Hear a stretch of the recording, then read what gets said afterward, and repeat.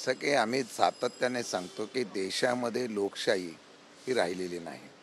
आज ज्या पद्धतीने गवई साहेबांच्यावर ज्या पद्धतीने सरन्यायाधीश असताना त्या असलेल्या पदाचा, घटनात्मक असलेल्या अधिकाराला दबाव तंत्र करण्याचा किंबहुना ज्या पद्धतीने त्यांच्यावर हा हल्ला करण्याचा फेकण्याचा प्रयत्न झाला, ह्याला दोन कारणं असू शकतात. एक की निर्णय प्रक्रिया घेताना ज्या न्यायालयाकडं आज सामान्य जनता अपेक्षेने बघते आहे, त्याच असलेल्या जनतेला हा विश्वास वाटतो की गवई साहेब न्याय देऊ शकतील.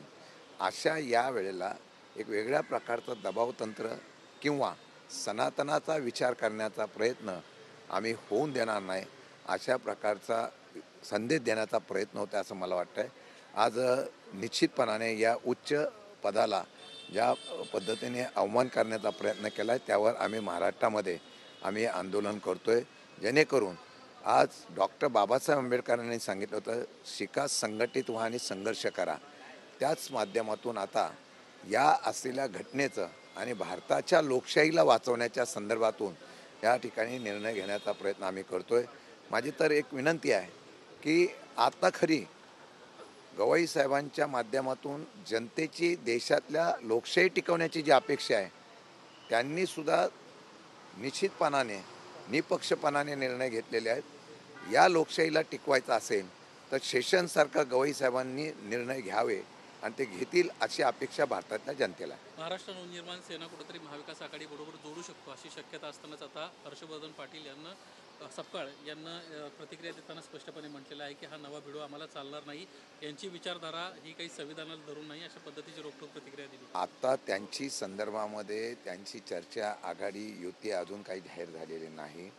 आम्ही या बाबतीमध्ये महाविकास आघाडीचे प्रमुख नेते बसणार आहोत.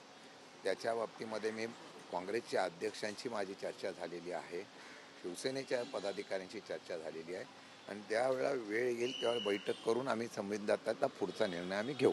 परंतु मनसे तुमच्यासोबत जर आली तर तुम्हाला चालेल का? हे असं आहे की आतून निर्णय झालेला असेल त्यावेळेला जर तर ते प्रश्न देऊ. आत्ता अजून निर्णय झालेला नाही तर त्याच्यावर आम्ही बोलणं योग्य ठरणार नाही. राजकारणात कधी काही होऊ शकतं. माझं म्हणणं आहे, ज्यावेळेला अशा प्रकारचा निर्णय होईल त्यावेळेला सर्वजण बसून आम्हाला योग्य अशा प्रकारचा काय तो निर्णय आम्ही त्यावेळेला घेऊ. आपण भूमिका घेत आहे की बैठक कुठेतरी अजून होणं बाकी आहे, मात्र हर्षवर्धन सपकाळ यांना आधीच बॅरिगेड्स त्यांनी त्यांची भूमिका स्पष्ट केली, मी माझ्या पक्षाची भूमिका स्पष्ट केलेली आहे. त्या संदर्भामध्ये आम्ही काँग्रेसशी पण बोलू, आम्ही शिवसेनेची पण बोलू आणि काँग्रेस आणि शिवसेनेच्या माध्यमातून स्थानिक स्वराज्य संस्था, महानगरपालिकेला, राष्ट्रवादीला ज्या पद्धतीने अपेक्षा आहेत त्याची सहकार्याची भूमिका पक्ष जो घेईल त्याप्रमाणे आपण निर्णय घेऊ.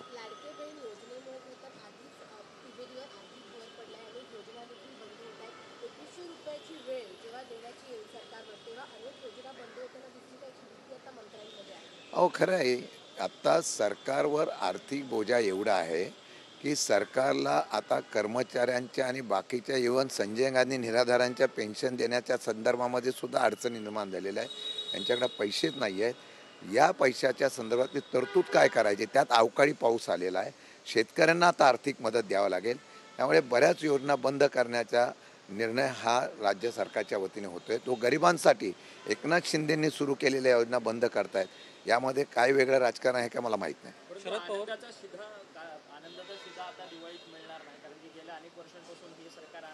निवडणुकीच्या काळामध्ये हे केलेले सगळे फंडे होते. निवडणुकीच्या काळामध्ये निवडणूक जिंकण्यासाठी वेगवेगळ्या प्रकारच्या योजना, वेगवेगळ्याची कल्पकता यांनी दाखवली. त्यामध्ये सुद्धा या सर्व आनंदाचा शिधा असेल किंवा त्या ठिकाणी वेगवेगळ्या प्रकारच्या असलेल्या शिवभोजन थाळे वगैरे असेल, त्या पण वादात अडकल्या होत्या. अनेक ठिकाणी त्याच्यावर सुद्धा भ्रष्टाचाराची टीका झाली होती. मला वाटतं की ह्या सर्व गोष्टीचा विचार करता गरिबांसाठी ह्या योजना आहेत का याचा सुद्धा भविष्यकाळामध्ये शोध ह्या सरकारने घेणं गरजेचं होतं. शरद पवारांसोबत आपली बैठक झाली, काय चर्चा झाली? आम्ही स्थानिक स्वराज्य संस्थेला, मी होतो, जयंत पाटील साहेब, आम्ही प्रमुख लोक होतो. सदिच्छा भेट होती. स्थानिक स्वराज्य संस्थेच्या निवडणुका आता काही येत आहेत, आरक्षणं जाहीर झालेली आहेत. या बाबतीमध्ये चर्चा करताना पदवीधर शिक्षक मतदारसंघाची चर्चा करताना काय तयारी करायची, मला वाटतं की 13 तारखेला आम्ही पक्ष कार्यालयामध्ये संपूर्ण राज्याच्या प्रमुख पदाधिकारी आणि जिल्हाध्यक्ष वगैरे यांची बैठक घेतो आहे आणि येणाऱ्या निवडणुकीची रणनीती आणि चर्चा त्या ठिकाणी आम्ही करणार आहोत. सर, मुंबईतल्या कस्तुरबा गांधी रुग्णालयामध्ये गंभीर प्रकार घडलेला आहे.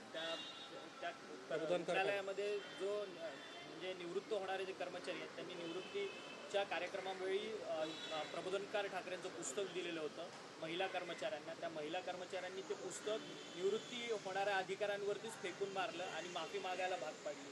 प्रबोधनकार ठाकरे खरं तर असं आहे की हल्ली थोर पुरुष त्यानंतर या सगळ्या लोकांना सुद्धा आता पक्षामध्ये विभाजन झालेलं आहे. लोकांमध्ये एवढी विषमता गेल्या काही वर्षामध्ये उभी राहिलेली आणि केली गेलेली आहे, हे दुर्दैव आहे.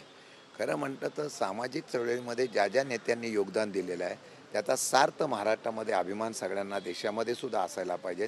पण दुर्दैवाने आता आपले या संदर्भातली किती खालवर गेलेलं आहे हे आपल्याला पाहायला मिळतं आहे.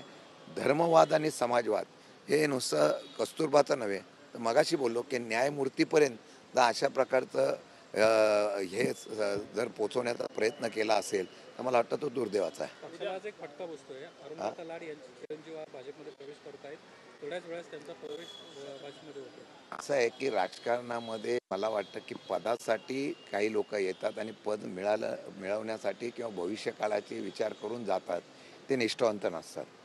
मला वाटतं अरुण लाडांना पक्षाने अनेक लोक इच्छुक असताना सुद्धा जयंत पाटील साहेब असतील, पवार साहेब असतील, सगळ्या लोकांनी या ठिकाणी निवडून आणण्याचा जातीचा प्रयत्न केला.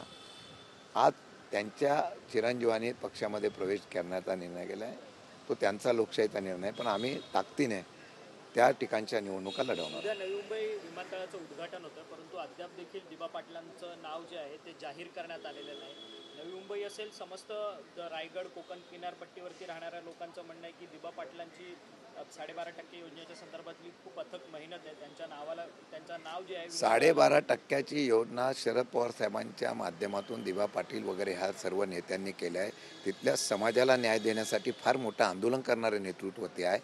त्या काळामध्ये सगळ्यांनी त्यांचं नाव द्यावं अशा प्रकारची इच्छा व्यक्त केलेली असताना ते नाव जर दिलं जात नसेल तर उद्या त्याच्या बाबतीमधली घोषणा व्हावी अशी अपेक्षा त्यांची आहे. नाही झालं तर मला वाटतं सरकार कुठेतरी तिथं फसवते अशा प्रकारचा तिथं चर्चा निश्चितपणाने होईल. पक्ष म्हणून आंदोलन वगैरे करणार आहात काय? नाही, असं आहे की ते आंदोलन ज्यावेळेला होईल त्यावेळेला पक्षाची भूमिका आपण स्पष्ट करू. अजून त्यांनी त्याप्रमाणे आंदोलन करणे, कारण तिथं सर्व पक्ष होते, सर्व पक्षांनी सांगितलं तिथं दिबा पाटलांचं नाव दिलं पाहिजे. विशेषतः भाजपच्या लोकांनी, खासदार आमदारांनी पण सांगितलेलं की त्यांचं नाव दिलं पाहिजे. मग कशात अडकले मला कळत नाही. सत्ता त्यांची आहे, पहिलं ते काय करतात ते बघून द्या, मग पुढं ठरवू आम्ही. पण प्रशांत ठाकूर तर माध्यमांमध्ये समोर म्हणतात की जर नाव दिलं नाही तर मी स्वतः आमदारकीचा राजीनामा देईन. म्हणजे त्यांना विश्वास नाही आहे का नाव देणार नाहीत म्हणून? उलट त्यांनी पहिलीच चर्चा करायला पाहिजे होती. निवडणूक ह्याच्या उद्घाटनाच्या अगोदरच त्याच्या बाबतीमध्ये जाऊन त्यांनी निवडणूक ह्याच्या निर्णयाच्या संदर्भात चर्चा करायला गरजेचं होतं. बाळामामा म्हात्रे यांनी फार मोठं आंदोलन केलं. जेव्हा आमच्या एका पक्षाच्या नेत्याने आंदोलन केलं की लगेच त्याच्यावर तुम्ही टीका केली. मग आता तुमची आंदोलन न करता आणण्याची वेळच का आपल्या लोकांना आणतात असा माझा प्रश्न त्यांना आहे. मला वाटतं सत्तेमध्ये तुम्ही उद्या पंतप्रधान येतील तेव्हा तुम्ही मागणी करा की नाव जाहीर करा म्हणून. दिवाळीला तो 10 दिवस शिल्लक आहे, अजूनही मदत शेतकऱ्यांसाठी जी आहे ती जाहीर झालेली नाहीये. सरकारने मदत करावी अशी शेतकऱ्यांची मागणी आहे. नाहीतर काळी दिवाळी या महाराष्ट्रामध्ये साजरी केली जाईल. सत्तेमधल्या असलेल्या लोकांच्या विरोधात आंदोलन केलं जाईल. आम्ही बघतोय जर निर्णय झाला नाही तर मोठ्या प्रमाणात आम्ही आंदोलन करू.